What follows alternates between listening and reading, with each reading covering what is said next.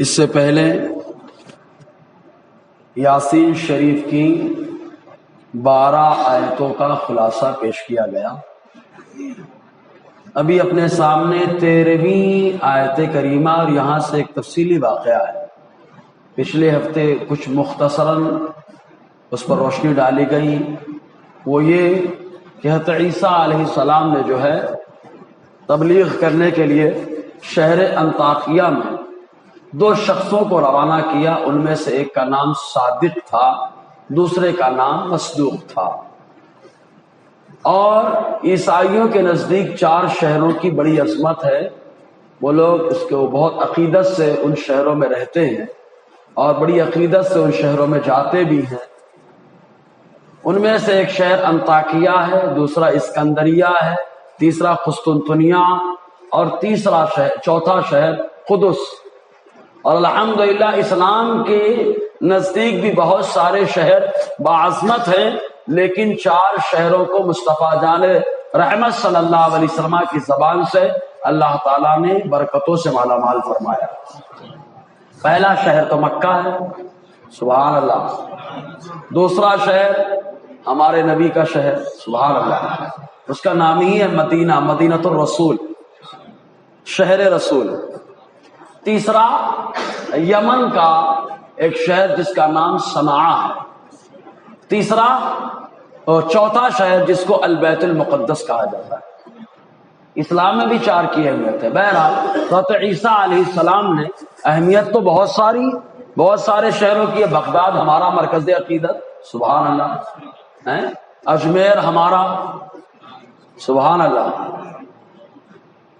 کہ چوچا مقدسہ، مہریرہ مطہرہ، بریلی شریف، تو ہم دیوانوں کا تو مرکز ہے، دیوا شریف، سبحان اللہ۔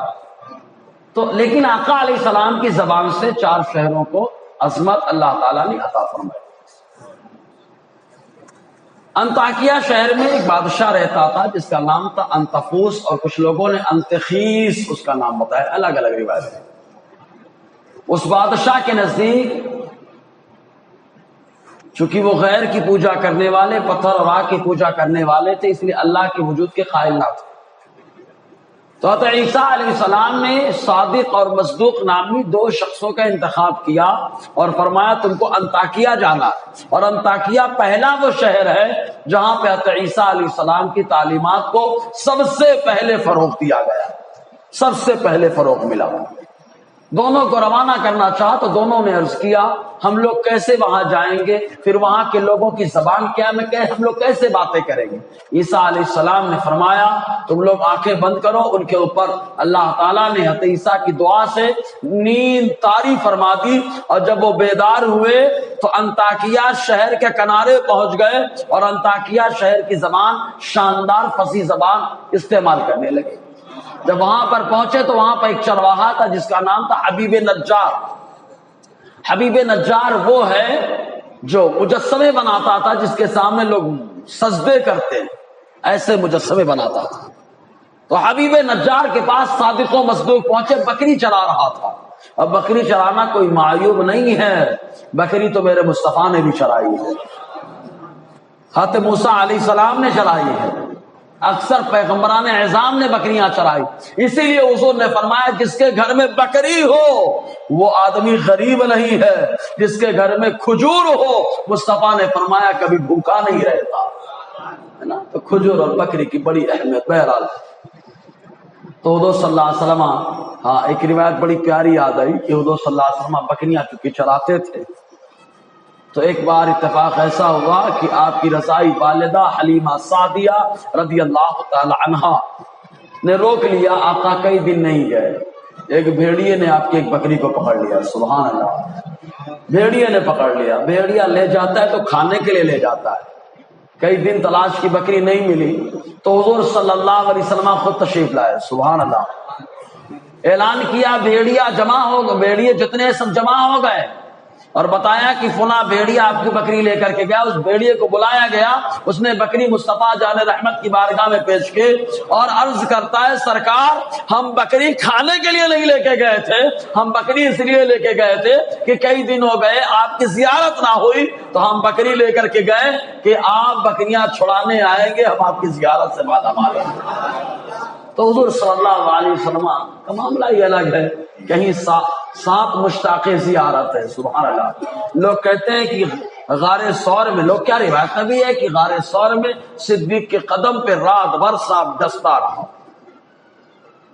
بلا شبہ سانپ نے ڈسا, زہر چھوڑا, لیکن سانپ کو بھی معلوم ہے صدیق پاؤں تو ہٹاؤ تاکہ نبی کے جلوے سے مالا مال ہو جاؤں.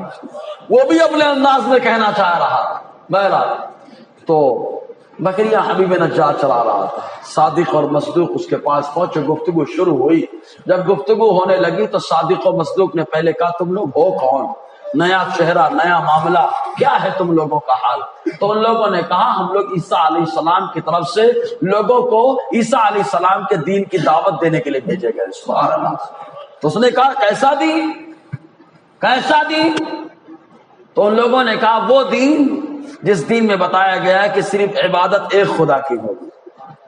زور سے بولا نا یار, یہ سب سے بڑی نعمت ہے. اللہ نے ہمیں نعمت عطا فرمائی کہ ہر در پہ جھکے سر, یہ میری شان نہیں ہے, سامان تجارت میرا ایمان نہیں ہے. ورنہ تو لوگ کہیں بھی سجدہ مار رہے, بولے سجدہ ہی تو ہے, چاہے اس کو کرو چاہے اس کو کرو. لیکن پیارے ادھر سجدہ کرے گا تو شرک ہو جائے گا, ادھر سجدہ کرے گا ایمان کی حلاوت مل جائے گی. بڑا فرق ہے پیارے. تو کہا کہ بتاؤ تمہارے دین میں کیا؟ کہا ایک خدا کی, ایک اللہ کی عبادت ہوتی ہے. کہا اچھا ایک بات بتاؤ, ٹھیک ہے تو سمجھتے ہیں عیسیٰ علیہ السلام کی یہ شان ہے, تم لوگوں کا منصب کیا ہے؟ کہا عیسیٰ علیہ السلام کی شان یہ ہے کہ وہ بیماروں پہ ہاتھ پھیر دے اللہ شفا عطا فرماتا ہے, نابینا آ جائے ہاتھ پھیر دے اللہ روشنی عطا فرماتا ہے. یہ تو نابینا کی شان ہے کہ آ جائے آنکھ پہ ہاتھ پھیر دے اللہ روشنی عطا فرماتا ہے. ارے مصطفیٰ کی بارگاہ میں ڈنڈا آ جائے اللہ اس سے بھی روشنی عطا فرماتا ہے, اس سے بھی روشنی عطا فرماتا ہے. یہ مصطفیٰ کی شان ہے. تو ان لوگوں نے کہا عیسیٰ علیہ السلام بیماروں کو بھی شفا دیتے ہیں, ان کے ذریعے سے اللہ تعالیٰ نے ہم لوگوں کو بھی یہ منصب عطا فرمایا. جب عیسیٰ علیہ السلام کے حواریوں کا یہ حال ہے تو سوچو مصطفیٰ کے صحابیوں کا حال کیا ہوگا. رافضی دنیا کی اتنی بدتر قوم کہ اگر یہودیوں سے پوچھو کہ سب سے افضل روئے زمین پہ کون ہے تو یہودی کہیں گے عیسیٰ علیہ السلام کے دوست. سبحان اللہ. عیسیٰ علیہ السلام کے, موسیٰ علیہ السلام کے دوست. اور عیسائیوں سے پوچھو سب سے افضل کون ہے تو وہ کہیں گے عیسیٰ علیہ السلام کے دوست. لیکن رافضی بدتر سے پوچھو کہ سب سے برا کون ہے تو یہ نالائق کہتا ہے مصطفیٰ کے دوست. تو اب سوچو یہود و نصارہ سے بدتر ہے کہ نہیں؟ کتنے گئے گزرے کہ یہود تو کہتے ہیں کہ سب سے افضل عیسیٰ موسیٰ علیہ السلام کے دوست ہے, عیسائی کہتے ہیں کہ سب سے افضل عیسیٰ علیہ السلام کے دوست ہیں, یہ کہتے نہیں سب سے ابتر یہ ہے. ارے یہ نالائق کیا جانے, ورنہ مصطفیٰ کے ساتھی تو وہ ہیں کہ اللہ تعالیٰ نے مصطفیٰ کی زبان سے انہیں ہدایت کا ستارہ بنا دیا ہے. ہدایت کا ستارہ, تو جس کو روشنی چاہیے وہ صحابہ کو مانتا ہے.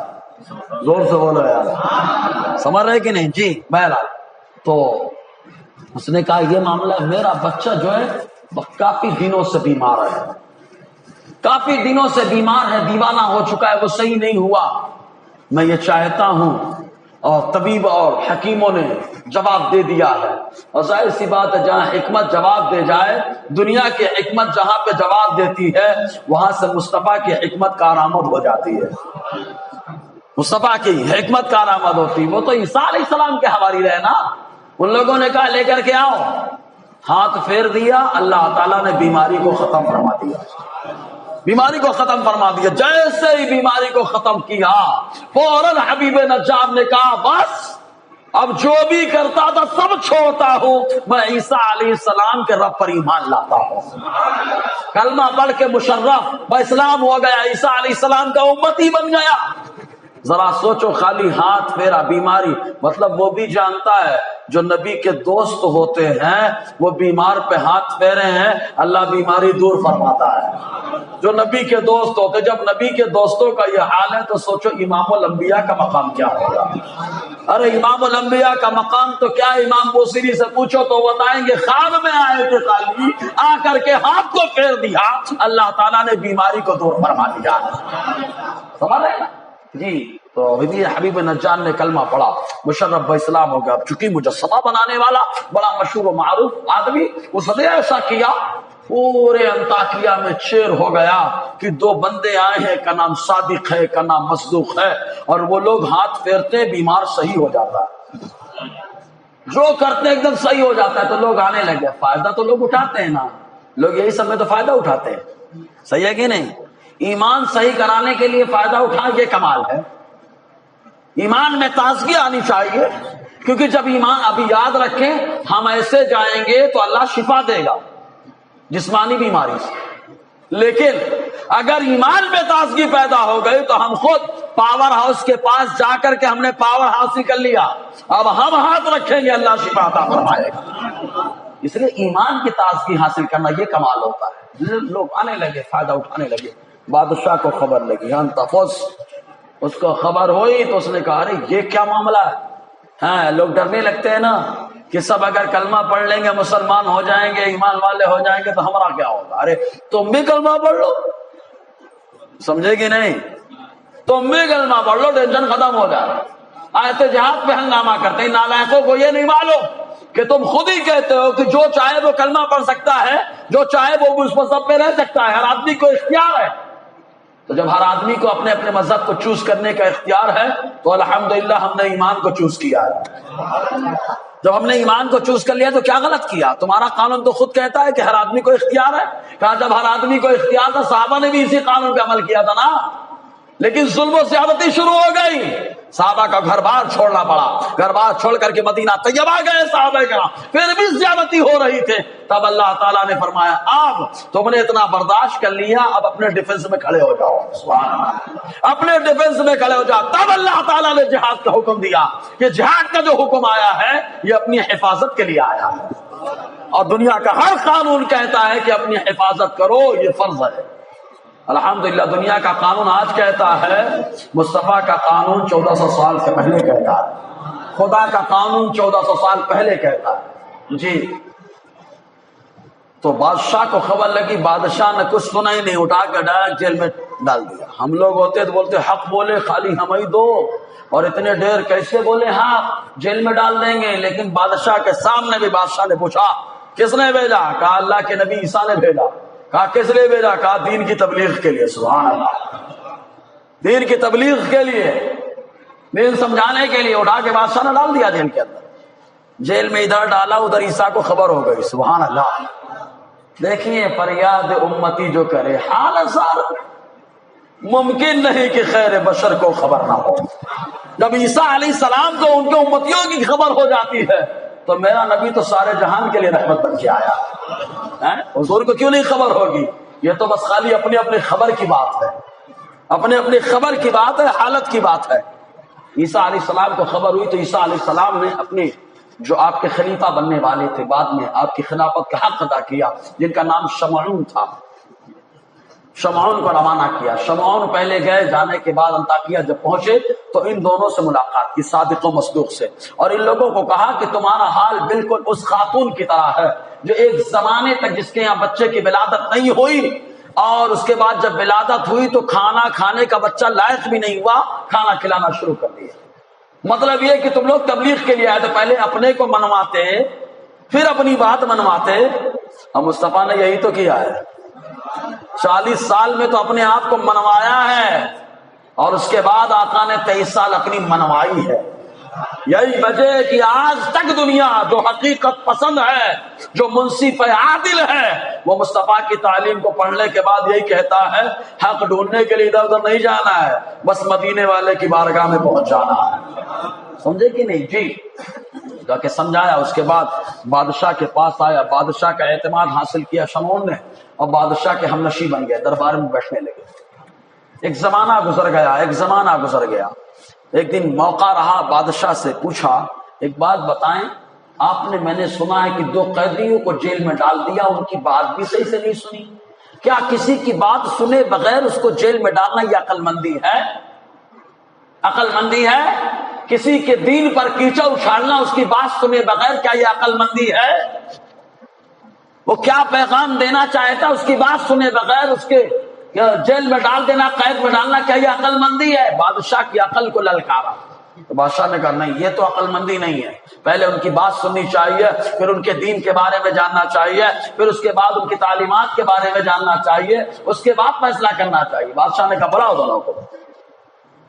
دونوں کو بلاؤ۔ شمعون نے کہا جب بلاتے ہو تو مقابلہ بھی ہوگا۔ سبحان اللہ۔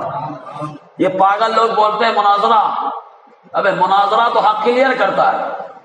حضرت ابراہیم نے نمرود سے کیا، زور سے بولا نا یار، ہاں حضرت ابراہیم نے نمرود سے کیا، شمعون یہاں مقابلہ کر رہے ہیں انطاکیہ کے بادشاہ سے، یہ تو ہر دور میں رہا ہے یار جی۔ تو دونوں کو بلایا گیا، شمعون نے بادشاہ کی طرف سے کہا شمعون میں بادشاہ کی طرف سے تم لوگوں سے بات کروں گا، بتاؤ تم لوگوں کے یہاں کیا خدا کا تصور ہے؟ تو ان لوگوں نے کہا ہمارا خدا، ہمارا اللہ وہ ہے جس نے زمین و آسمان کو بنایا ہے، عیسیٰ علیہ السلام کو نبی بنایا ہے، کلمہ کن سے پیدا فرمایا ہے، اور ہم لوگ خالی اسی کی عبادت کرتے ہیں، اسی کے سامنے سجدہ کرتے ہیں، کسی اور کو نہیں۔ اور ہمارا خدا ایسا ہے کہ اگر ہم لوگ اس سے دعا کریں تو ہماری دعاؤں کو قبول کروا دیتا ہے۔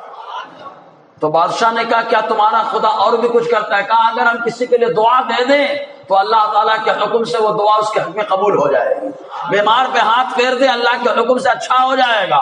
بادشاہ نے کہا یہ بات ہے تو میرے یہاں ایک بچہ ہے جس کی آنکھ خراب ہے، روشنی نہیں ہے، اس کے لیے کچھ کرو۔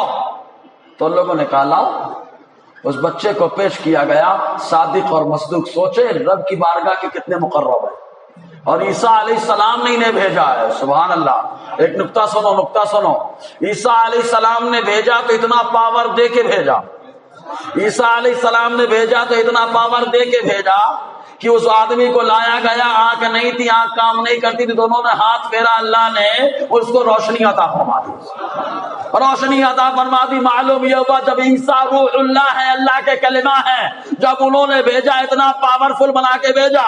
سوچو میرے اللہ نے جب میرے مصطفیٰ کو بھیجا تو کتنا پاورفل بنا کر کے بھیجا ہوگا، اور مصطفیٰ نے جب میرے غیر ناز کو بھیجا تو کتنا پاورفل بنا کر کے بھیجا ہوگا۔ ذرا تصور کریں، آپ خالی سوچیں شیخ عبدالحق محدث دہلوی کو جب مصطفیٰ نے ہندوستان میں علم حدیث پھیلانے کے لیے بھیجا تو سوچو کتنا پاورفل بنا کر کے بھیجا ہوگا۔ سمجھ رہے کہ نہیں آپ؟ جی بس شرط یہ ہے کہ اپنے پاور کو پہچانیں کہ ہمارا پاور ہاؤس سے رابطہ مضبوط ہے کہ نہیں۔ جس بجلی کا کنیکشن مضبوط ہوتا ہے پاور ہاؤس سے تو جو پاور ہاؤس کا اثر ہوتا ہے وہی اثر اس بجلی کا بھی ہوا کرتا ہے، تو ہمارا بھی وہی اثر ہوگا۔ شرط یہ ہے کہ ہمارا کنیکشن مدینے کے پاور ہاؤس سے مضبوط ہو جائے، سمجھ رہے نا، مضبوط کرنا پڑے گا کنیکشن۔ جی تو بات ہونے لگی، اس نوجوان کو لایا گیا، ہاتھ پھیرے، جیسے روشنی آ گئی، جیسے روشنی آئی تو شمعون فوراً بادشاہ سے پوچھتا ہے دیکھو ان کے خدا نے ان کے رسول کو بھیجا اور اس اللہ کے رسول نے ان دونوں کو بھیجا، اور ان لوگوں کی اتنی طاقت ہے کہ ہاتھ پھیرے شفا مل گئی، آرام ہو گیا، روشنی مل گئی، تم بھی اپنے معبود سے کہو نہ کچھ کرے۔ سمجھ رہے کہ نہیں؟ تم بھی اپنے معبود سے کہو نہ کچھ کرے۔ اس نے کہا شمعون تم جانتے ہو نا بے بس ہو، نہ فائدہ پہنچاتا ہے نہ نقصان، کچھ نہیں کرتا۔ تو شمعون سے کہا کہ بھائی فائدہ آتا نہیں پہنچاتا، نہ نفع نہ نقصان، کچھ نہیں ہوتا۔